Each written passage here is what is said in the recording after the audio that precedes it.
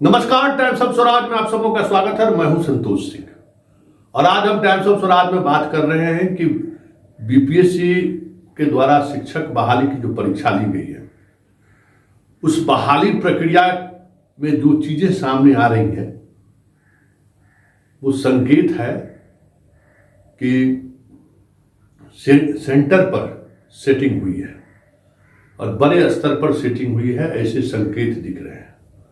और इस बात का आभास कह सकते हैं कि बीपीएससी को भी अब महसूस होने लगा है कि कहीं न कहीं कुछ न कुछ गड़बड़ी हुई है।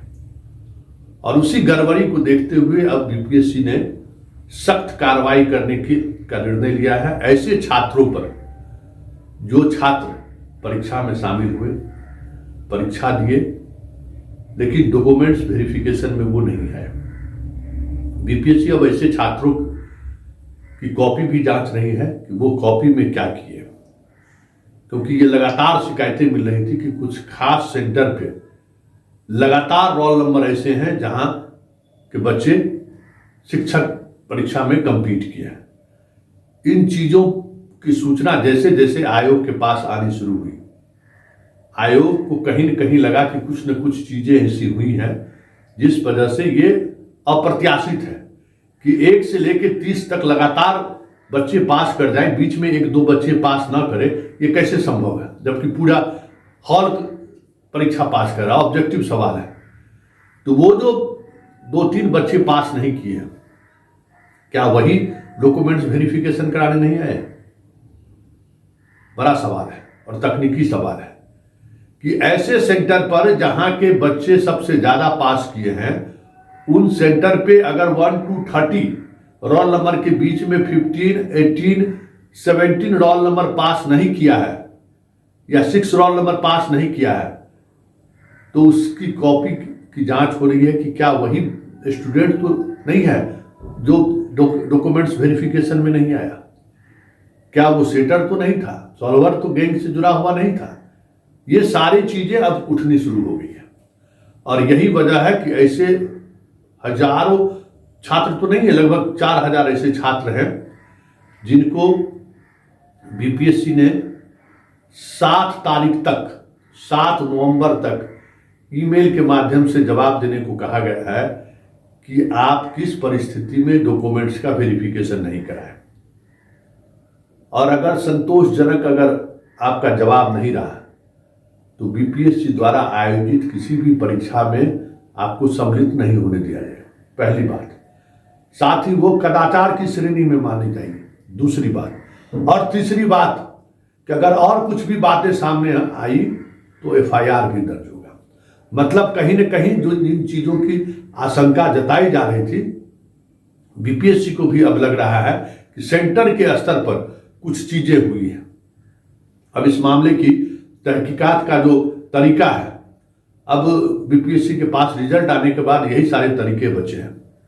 वैसे जो डॉक्यूमेंट्स के मामले में गड़बड़ी करके नौकरी पा ली है, ऐसे आयोग अभी तक 1000 से अधिक स्टूडेंट को चिन्हित कर लिया है, उनको भी नोटिस जारी कर रहा है कि कैसे वो उन्हें नौकरी प्राप्त कर लिया। 2023 के मामले में देखिए, 2023 के मामले में एक बात हम आपको बता दें कि जो एसटीईटी का रिजल्ट निकला और उस रिजल्ट के आधार पर नौकरी प्राप्त कर लिया है लड़के बड़ी संख्या में, उस मामले को लेकर अभी भी बीपीएससी खामोश है और वो बच रहे हैं। बार बार हम लोगों के द्वारा भी सवाल किया जा रहा है तो उन सवालों से वो बचने की कोशिश कर रहे हैं, जो दिखा रहा है कि कुछ न कुछ 2023 वालों के साथ अंडर टेबल कुछ न कुछ चीजें हुई हैं। अब ये मामला अगर है, स्टूडेंट आरटीआई के माध्यम से भी उन चीजों को तलाश रही है, हम लोग भी तलाश रहे हैं कि क्योंकि जिनका हुआ है वो बोलने को तैयार नहीं है। वो अंदर टेबल ऐसा डीलिंग है जिसका हुआ है वही जान रहा है। आप छात्रों की भी जिम्मेवारी है कि ऐसे लोगों को चिन्हित करें कि कौन सा ऐसा स्टूडेंट है जो 2023 के मामले में जो एसटीईटी पास किया है, ऊपर वाले लेवल में 9th, 10th, 11th, 12th वाले मामले में कर रहे हैं, जिसकी बहाली हुई है 2023 के एसटीईटी के आधार पर।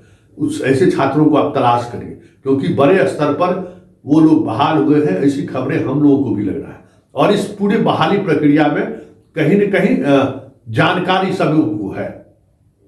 अब इस जानकारी की वजह रहते हुए भी क्यों चुप है आयोग, ये समझने वाली बात है। और बिहार विद्यालय परीक्षा समिति आनन फानन में बीपीएससी के पूरी प्रक्रिया पूरी होने के बाद निकालने का क्या मतलब था, ये भी सवालों को घेरे में है।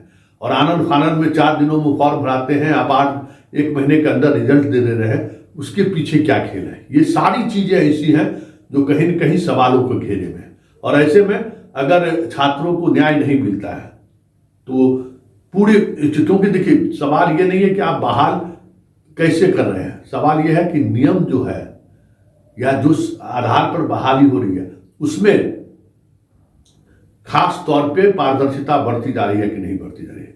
इसलिए 2023 को लेकर अभी भी चीजें स्पष्ट नहीं है। अभी भी बहुत सारे लड़के लड़कियां कह रहे हैं कि हमारा मार्क्स ज्यादा है, उसको लेकर भी आवेदन की प्रक्रिया अब शुरू हो रही है।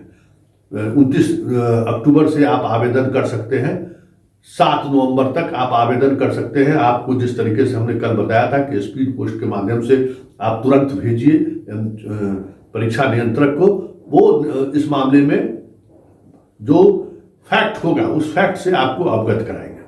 ये तय हो चुका है, कहीं से भी कोई गड़बड़ी ना हो इसकी कोशिश चल रही है। अब देखना यह है कि इसका परिणाम क्या सामने आता है, क्योंकि महत्वपूर्ण बात यह है कि ऐसे सैकड़ों छात्र जब हम लोगों से संपर्क कर रहे हैं तो स्वाभाविक तौर पे बोर्ड से भी संपर्क किए होंगे, जिनका डेट ऑफ बर्थ जो 3-4 इनका क्राइटेरिया है डेट ऑफ बर्थ, उसमें भी डेट ऑफ बर्थ में भी वो क्वालिफाई कर रही है, मतलब 85-86 उसका डेट ऑफ बर्थ है। STT भी कंप्लीट है, वो उसका जो कट ऑफ मार्क्स है उस कट ऑफ मार्क्स से भी ज़्यादा है।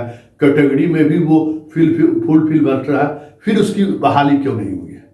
जो आप मार्क्स जारी किए हैं वो मार्क्स भी उन्होंने प्राप्त किया है आप ही के साइड से।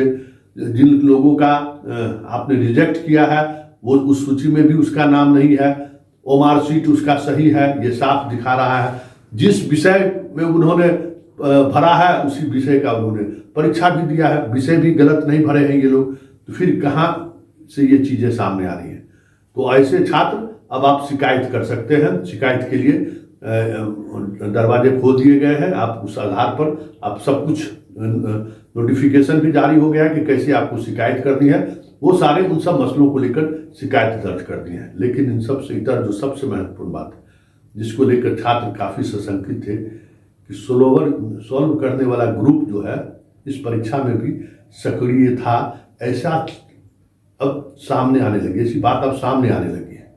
तो ये एक चिंता की विषय है। वैसे बहुत मुश्किल है इतने बड़े स्तर पर परीक्षा हो और जो गैंग इस धंधे में लगे हुए हैं उनका जो नेटवर्क है उस नेटवर्क को बहुत मुश्किल है कंट्रोल करना। अगर सॉल्व करने वाला ग्रुप अपने से अपना ही फॉर्म भरकर अंदर चला जाता है और उसके बाद मिली भगत करके लड़के और लड़कियों को पास कराता है, तो ये तो सेंटर पर सारी चीजें हुई हैं, वो भी जांच हो रही है। देखिए आगे आगे होता है क्या, लेकिन इतना तय है कि बीपीएससी ने जिस पारदर्शिता के साथ रिजल्ट निकाला है और फिर जो विवाद हुआ उस विवाद के बाद हर एक विवाद को उन्होंने जिस पारदर्शिता के साथ सॉल्व करने की कोशिश की है उससे बीपीएससी पर लोगों का भरोसा जरूर एक बार जगा है कि बीपीएससी अपने स्तर पर चीजों को देख रही है।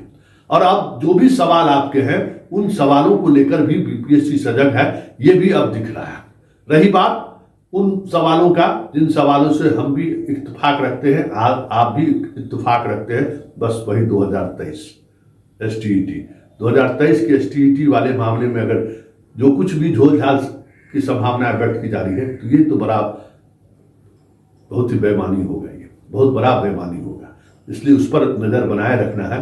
कोर्ट का दरवाजा भी खुला हुआ है, स्वाभाविक तौर पर वो भी चीजें आएंगी, लेकिन इसको स्पष्टता के साथ कहना चाहिए। वैसे वाटर मार्क में उन्होंने जो चीजें कल हमने आपको दिखाई है, जो चीजें उन्होंने बदल दी हैं उसका एक सकारात्मक प्रभाव हुआ है कि अब काउंसिलिंग जिनका हुआ है उनके मामले में भी डॉक्यूमेंट्स वेरिफिकेशन की प्रक्रिया अब तेज हो रही है।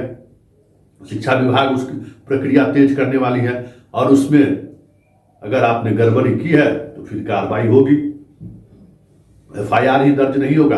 आप बीपीएससी के आने वाले तमाम परीक्षाओं के लिए आपको डिस्क्वालीफाई कर दिया जाएगा। ये इससे बड़ी सजा और क्या हो सकती है। इसलिए बड़े स्तर पर जांच शुरू हुई है और आप लोग भी इस जांच में सहयोग करिए और जो भी इस तरीके के खेल में शामिल लोग हैं उनको एक्सपोज कीजिए, क्योंकि ये सवाल ऐसे विद्यार्थियों को नौकरी का नहीं है, सवाल बिहार के भविष्य का है। ये जिस नौकरी में जा रहे हैं वहां बच्चों को पढ़ाना है, जो हमारा बिहार का भविष्य है।